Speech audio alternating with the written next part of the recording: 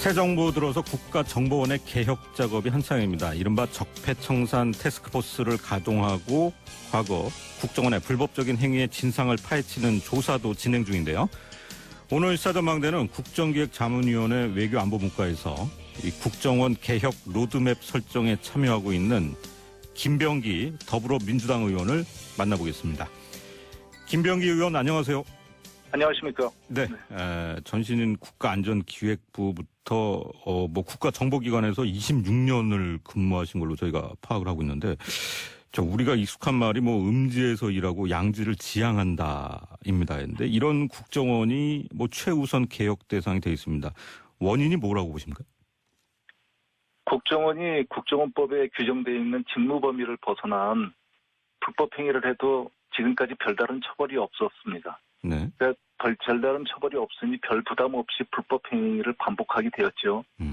그러다가 국민들의 격렬한 비난을 받게 되자 정상적으로 작동되던 기능마저 필연적으로 위축될 수밖에 없었고, 결과적으로 시간이 흐르면서 그 정보기관으로서의 역량이 심각할 정도로 약화되었기 때문이라고 봅니다. 네. 이미 이제 적폐청산 TF에서 13개 과제를 선정을 하고 조사하고 있습니다. 이 13개 과제는 어떻게 선정이 된 겁니까? 국정원에서, 네.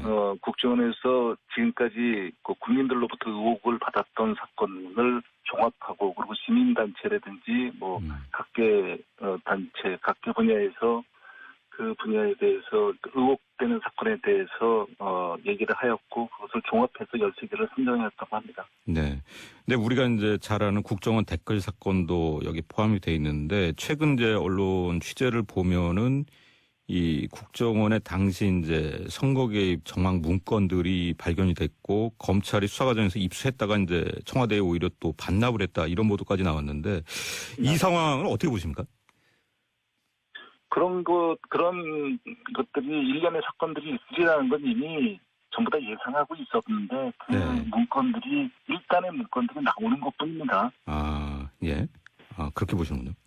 예, 그렇습니다. 앞으로 문건이 계속해서 나오겠지요. 예. 그래서 조사가 정밀하게 재조사가 되어야 된다는 뜻이기도 하고요. 네. 13개 과제를 지금 조사하면은 조사 결과에 따라서 검찰에 고발 조치한다는 건가요? 그 조사나 수사에 대한 어떠한 가이드라인도 있어서는 안 되겠죠. 사실 그대로 조사하고 위법이 발견되면 법에 따라 조치를 해야만 아마 각종 시비에 휘갈리지 않을 것입니다. 네. 그러니까 사법 처리를 염두에 두고 지금 조사가 진행 중이냐는 그런 질문인데. 그건 가이드라인이 설정되지는 않은 거로 알고 있습니다. 그렇습니다. 그러면 제가 답변해야 할 상은 아닌 것 같고요. 예. 그러니까 추가로 조사 대상이 이제 확대될 수도 있는 겁니까? 그렇죠. 13건은 어쨌거나 최소 범위입니다. 반드시 해야 되는. 네. 국정원의 감찰 기능은 사실은 문제가 발견되면 조사해서 족부를 가져가고 있는 것이죠. 네. 어쩌면 제가 생각하기에는 국정원이 이 지경이 된 데에는 감찰실이 권력화 사유화되어서 제 역할을 못한 것도 큰 원인 중에 하나일 것입니다. 서울 원장께서도 조사의 범위를 특정하지는 않으셨습니다. 네. 근데 이 13개 사건 중에는 상당히 국민적 의혹으로 커진 그런 일들이 많고, 이게 이제 국정원이 주도해서 조사를 하는 상황이기 때문에 이 결과가 과연 이제 국민들에게 다 공개가 될 것이냐에 대해서도 관심이 높은 것 같습니다. 어떻게 생각하십니까? 어떤 방식으로는 공개될 것입니다. 다만 이 어느 범위 내에서 공개가 될지는 변론으로 하고요. 네. 그런데 다만 지금 말씀하신 것처럼 국민들의 관심이 높기 때문에 국민들의 의혹을 유의미하게 해소시켜드려야 되겠지만, 한편으로는 그 과정에서 국가 기밀이 유출되거나 공개되는 것도 철저히 막아야 되겠죠. 네. 알겠습니다. 지금 다시 조명받는 사건은 이제 2년 전에 있었던 이른바 마티즈 사건입니다. 네네. 국정원의 이제 민간인 사찰 의혹이 불거졌고, 이탈리아의 스마트폰 감청 프로그램을 국내로 가져온 실무자, 이제 임모 과장이 차 안에서 숨진 채 발견됐는데, 최근에 유족들이, 이게 자살이 아닐 것 같다, 타살 의혹까지 제기를 했고요. 국정원 차원에서 조직적 은폐가 있었다는 의혹이, 다시 불거지고 있는데, 어떻게 보고 계십니까? 글쎄요, 조사를 통해서 밝혀지겠지만, 사실 제가 2015년 민주당에서 이 사건을 밝히기 위해 국민정보지키기위원회를 발족한 적이 있습니다. 예. 그때 제가 외부 전문가로 참여했었는데요. 당시부터 저는 일관되게 이 사건을 해결하는 키는 감찰실과 감사관실에서 지고 있다고 주장했었습니다. 네. 국정원의 점검 시스템으로 볼 때 어떤 식으로든 조사가 이루어졌을 것이고 거기에 모든 내용이 담겨 있을 것입니다. 네. 그 조사 서류는 연구 보관일 것이고요. 만약에 이런 사건에서 보안조사나 특별감사 기능이 작동하지 않았다면 오히려 그 자체로 중대한 직무유기겠죠. 네. 그 보고서에 지금 말씀하시는 국가 차원의 조직적 은폐가 있었는지, 어떻게 들어왔는지, 어떻게 이 민간인 사찰 의혹에 대한 전반적인 전모가 다 들어있을 것이라고 봅니다. 네. 그럼 이 문건은 지금 국정원에 있다고 봐도 되는 건가요? 그렇죠. 어떤 식으로든 연구 보관입니다. 그 네. 조사 서류가. 네. 네. 그 서류로 남았는지, 네. 하여튼 뭐 그때 조사 단계였는지 그런 것지만 어떤 식으로든 지금 조사는 이루어졌을 것입니다. 뭐 3일 동안 그때 밤을 샜다는 등 뭐 이런 얘기들도 그때 나오고 그랬었거든요. 네. 그러면은 이미 이제 타스크포스에서는 이 문건을 확보해서 검토하고 있을 가능성도 있겠네요. 뭐 그거는 제가 뭐 단정적으로 말씀드릴 수는 없을 것 알겠습니다. 같습니다. 예. 자, 일단 언론에서 이 숨진 고 임모 과장의 휴대전화를 입수해서 그 안에 내용을 보도를 했습니다. 뭐 숨지기 직전에 이제 국정원 직원과 통화한 흔적도 나왔는데 사실 네, 이 당시에는 뭐 민간인 사찰 문제가 심각하게 불거지니까 뭐 이 숨진 임모 과장이 일방적으로 막 뒤집어 쓰는 그런 상황이 됐다라는 의심이 많았습니다. 분명히 보세요? 그런 정황이 사실상 있었습니다. 네. 왜 그렇게 보시는 건가요? 당시에 그러니까 지금 언론을 통해서 밝힐 수는 없지만 네. 그런 정황들이 충분히 있었죠. 구체적으로 말씀하시기는 좀 힘들고요. 예, 조사를 좀 지켜보는 게 나을 것 같습니다. 예, 알겠습니다. 감청 프로그램 도입이 이 당시 이제 뭐 국정원 윗선의 지시에 의한 것인가가 역시 이제 핵심이 될 텐데 이 당시에는 네. 김 의원께서 이제 국정원을 나오신 상태였기 때문에 네. 뭐 여러 가지 얘기를 들으셨을 것 같은데요. 이거는 하나는 분명히 말씀드릴 수 있을 것 같아요. 네. 임 과장의 당시 계급이 사망할 당시의 계급이 4급이었습니다. 네. 국정원에서 4급 직원은 업무를 위임받아서 처리할 수 있는 일단 정결 권한이 없습니다. 네. 더군다나 이 건은 예산이 투입되는 사업이거든요. 네. 그래서 반드시 사후에 감사를 받아야 되는 건입니다. 그렇다면 적어도 이런 건에서 임 과장 독단으로 결정할 수 있는 사항은 아니었다는 거죠. 그럼 윗선이 당연히 누군가는 있어야 되겠죠. 네. 그러니까 그런 거를 뭐 도입을 결정할 만한 그렇습니다. 네, 그런 위치는 아니고 실무자였다는. 그렇습니다. 네. 또 짚어볼 것이 이제 이명박 정부 당시에 국정원의 SNS 장악 보고서가 나오면서 이제 파장이 일고 있는데 이거 어떻게 보십니까? 이거는 제가 말씀을 논의 드리지만 이거는 불법 행위고 범죄 행위입니다. 그래서 이거는 만약에 보고서가 사실이면 그거 자체가 적폐고 네. 그 관련자들은 그에 합당한 처벌을 받아야 되겠죠. 그러면은 이게 SNS를 장악하려는 행위를 한 것뿐 아니라 보고서 만든 것 자체도 불법이라고 보시는 거죠? 그렇습니다. 그게 직무 범위를 일단 벗어나는 거니까요. 네. 그러니까 국정원의 직무 범위에 이런 보고서를 쓸 수 있는 권한이 없는 거지 않겠습니까? 그럼 직권 남용이 되겠죠. 알겠습니다. 자, 국정원이 존재 자체로 뭐 아직도 영향력과 힘은 막강합니다. 뭐 워낙 이제 많은 정보를 쌓아놓고 있을 거라는 예상 때문인데 사실 이제 음으로 양으로 지금 저항이 계속 있을 텐데 김 의원께서는 최근에 저항 세력이 있다면 참혹한 결과를 맞을 거라고 아주 단호하게 입장을 밝히셨어요. 이게 어떤 뜻에서 하신 말씀입니까? 제가 사실은 한 가지만 지적하고자 합니다. 여러 가지가 있었는데. 네. 저는 국정원 개혁의 가장 큰 저항 방해 세력 중 하나가 자신들이 개혁 대상이 아니라고 착각하는 직원들이라고 생각합니다. 네. 국내나 수사나 해외 부서 직원들은 개혁에 오히려 심각하지만 신중하게 받아들이는 경향이 높습니다. 네.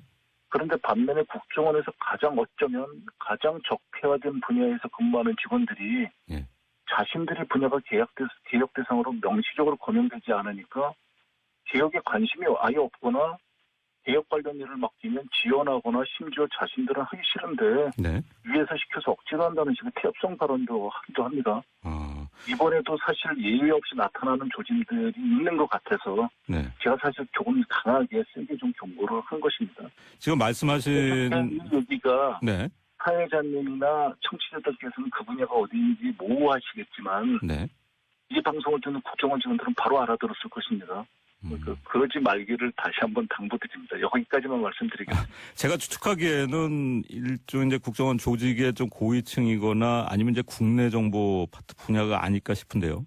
아닙니다. 국내나 수사 해외 분야 직원들은 오히려 개혁에 대해서 네.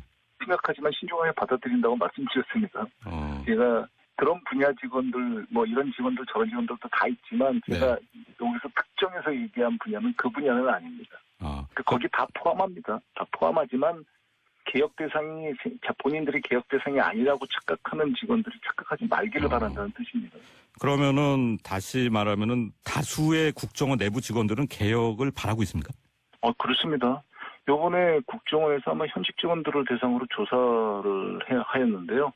직원의 81%가 공감하고 있다고 하는 결과가 나왔습니다. 80%요? 저는 사실 이 직원들이 국정원의 개혁 성공률이 어느 때보다 이렇게 높은 것으로 보는 이유를 지휘부 구성에서 보고 있습니다. 네. 이번에 부임하신 직원들도 마찬가지인데요. 이번에 부임하신 그 서원 원장님은 평소에 가장 직원들이 따라 배우고 싶어하는 선배로 항상 뽑힐 정도로 존경받는 분입니다. 그리고 개혁을 이번에 실질적으로 주도하셔야 할 심현수 기조실장은 인품과 동망에 대해서도 벌써 직원들의 신뢰가 매우 높다고 합니다. 네. 다른 분들도 물론 마찬가지고요. 네. 특히 제 기억이 맞다면 기조실장은 87년 민주화 이래 법조인 기조실장으로 부임한 아마 첫사례인 것으로 알고 있는데 적법한 직무 수행만 하도록 이번에 법과 규정 등을 정비하는 것이 최급선무인 이번 개혁에서 그만큼 성공률이 높은 것이죠. 알겠습니다. 시간이 다 됐는데 불안해하면서 시간을 갖는 이유입니다. 요거 한 가지만 단답식으로 좀 여쭤보겠습니다. 이번 개혁에는 대규모의 인적 청산도 포함되는 겁니까? 전적으로 국정원장의 권한에 관한 사항에 대해서 제가 말씀드린 건 아직까지는 적절치 않고 시기상조인 것 같습니다. 알겠습니다. 자, 오늘 말씀 감사합니다. 네, 고맙습니다. 이제 선거 개입 정황 문건들이 발견이 됐고 검찰이 수사 과정에서 입수했다가 이제 청와대에 오히려 또 반납을 했다 이런 보도까지 나왔는데 이 상황을 어떻게 보십니까? 그런 것들이 일련의 사건들이 있으리라는 건 이미 전부 다 예상하고 있었는데 일단의 문건들이 나오는 것뿐입니다. 그렇게 보시는군요. 예, 그렇습니다. 앞으로 문건이 계속해서 나오겠지요. 그래서 조사가 정밀하게 재조사가 돼야 된다는 뜻이기도 하고요. 네. 13개 과제를 지금 조사하면은 조사 결과에 따라서 검찰에 고발 조치한다는 건가요? 그 조사나 수사에 대한 어떠한 가이드라인도 있어서는 안 되겠죠. 사실 그대로 조사하고 위법이 발견되면 법에 따라 조치를 해야만 아마 각종 시비에 휘갈리지 않을 것입니다. 네. 그러니까 사법 처리를 염두에 두고 지금 조사가 진행 중이냐는 그런 질문인데. 그건 가이드라인이 새 정부 들어서 국가정보원의 개혁 작업이 한창입니다. 이른바 적폐청산 태스크포스를 가동하고 과거 국정원의 불법적인 행위의 진상을 파헤치는 조사도 진행 중인데요. 오늘 시사전망대는 국정기획자문위원회 외교안보문과에서 이 국정원 개혁 로드맵 설정에 참여하고 있는 김병기 더불어민주당 의원을 만나보겠습니다. 김병기 의원 안녕하세요. 안녕하십니까. 네. 전신인 국가안전기획부부터 국가정보기관에서 26년을 근무하신 걸로 저희가 파악을 하고 있는데 우리가 익숙한 말이 음지에서 일하고 양지를 지향한다입니다. 그런데 이런 국정원이 최우선 개혁 대상이 되어 있습니다. 원인이 뭐라고 보십니까? 국정원이 국정원법에 규정되어 있는 직무 범위를 벗어난 불법 행위를 해도 지금까지 별다른 처벌이 없었습니다. 네. 그러니까 별다른 처벌이 없으니 별 부담 없이 부르면 변론으로 하고요. 네. 그런데 다만 지금 말씀하신 것처럼 국민들의 관심이 높기 때문에 국민들의 의혹을 유의미하게 해소시켜드려야 되겠지만 한편으로는 그 과정에서 국가기밀이 유출되거나 공개되는 것도 철저히 막아야 되겠죠. 네. 알겠습니다. 지금 다시 조명받는 사건은 이제 2년 전에 있었던 이른바 마티즈 사건입니다. 네네. 국정원의 이제 민간인 사찰 의혹이 불거졌고, 이탈리아의 스마트폰 감청 프로그램을 국내로 가져온 네. 실무자, 이제 임모 과장이 차 안에서 숨진 채 발견됐는데, 뭐 최근에 유족들이 이게 자살이 아닐 것 같다, 타살 의혹까지 제기를 했고요. 국정원 차원에서 조직적 은폐가 있었다는 의혹이 다시 불거지고 있는데 어떻게 보고 계십니까? 글쎄요, 뭐 조사를 통해서 밝혀지겠지만 사실 제가 2015년 민주당에서 이 사건을 밝히기 위해 국민정보지키기위원회를 발족한 적이 있습니다. 예, 예. 그때 제가 외부 전문가로 참여했었는데요. 불법 행위를 반복하게 되었죠. 그러다가 국민들의 격렬한 비난을 받게 되자 정상적으로 작동되던 기능마저 필연적으로 위축될 수밖에 없었고, 결과적으로 시간이 흐르면서 그 정보기관으로서의 역량이 심각할 정도로 약화되었기 때문이라고 봅니다. 네. 이미 이제 적폐청산 TF에서 13개 과제를 선정을 하고 조사하고 있습니다. 이 13개 과제는 어떻게 선정이 된 겁니까? 국정원에서 네. 국정원에서 지금까지 그 국민들로부터 의혹을 받았던 사건을 종합하고, 그리고 시민단체라든지 뭐 각계 단체, 각계 분야에서 그 분야에 대해서 의혹되는 사건에 대해서 얘기를 하였고, 그것을 종합해서 13개를 선정했다고 합니다. 네. 근데 우리가 이제 잘 아는 국정원 댓글 사건도 여기 포함이 돼 있는데, 최근 이제 언론 취재를 보면은 이 국정원의 당시 설정되지는 않은 거로 알고 있습니다. 그렇습니다. 뭐 예. 제가 답변할 상은 아닌 것 같고요. 예. 그 추가로 조사 대상이 이제 확대될 수도 있는 겁니까? 그렇죠. 이 13건은 어쨌거나 최소 범위입니다. 반드시 해야 되는. 네. 그래서 국정원의 감찰 기능은 사실 문제가 발견되면 조사해서 족부를 가져가고 있는 것이죠. 네. 어쩌면 제가 생각하기에는 국정원이 이 지경이 된 데에는 감찰실이 권력화 사유화되어서 제 역할을 못한 것도 큰 원인 중에 하나일 것입니다. 서훈 원장께서도 조사의 범위를 특정하지는 않으셨습니다. 네.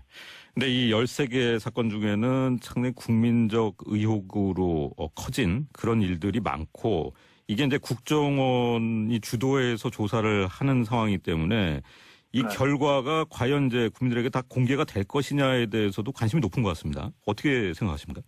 어떤 방식으로는 공개될 것입니다. 다만 이 어느 범위 내에서 공개가 될지